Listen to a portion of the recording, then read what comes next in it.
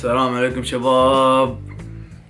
خلاص من هني راح اختم كاس اسيا من قناتي، فان شاء الله استمتعتم في هاي الفترة 28 يوم من الاثارة والفيديوهات، ان شاء الله عجبتكم يعني.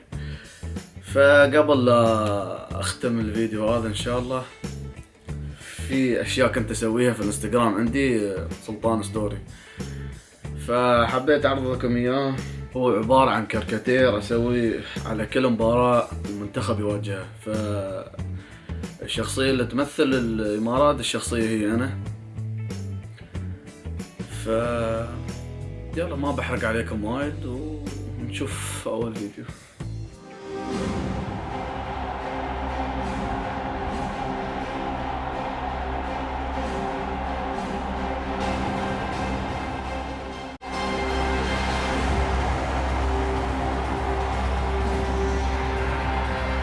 فيديو ثاني منتخب الامارات ومنتخب الهند.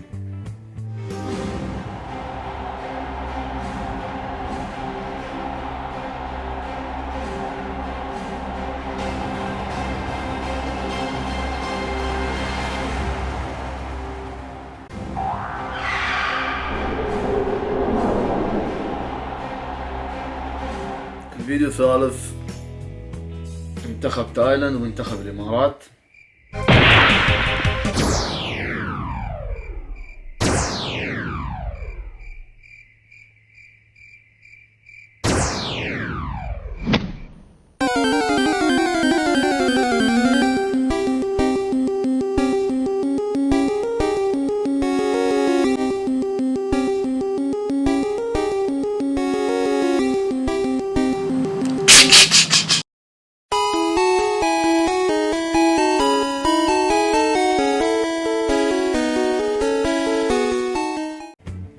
الفيديو اللي بعده الحين دور 16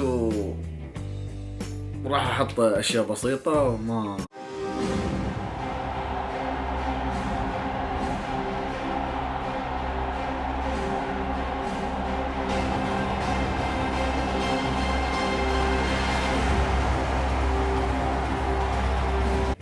نص النهاية بس وقف خلاص، لين هني نص النهاية وقف بس. اوكي ما اقدر اكمل بعد اكثر من شي.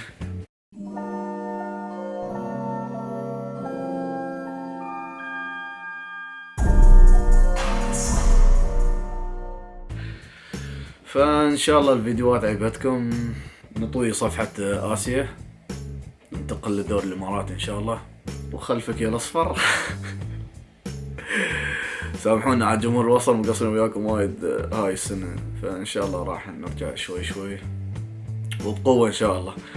واشكركم على الكومنتات الايجابية وما قصرتوا، واشكركم على دعمكم. واللي مو ضايفني في الانستغرام يصير يضيفني، راح احط الحساب تحت الحين. وشكرا، ولا تنسون السبسكرايب واللايكات، ونشوفكم ان شاء الله قريب ان شاء الله. يلا مع السلامة.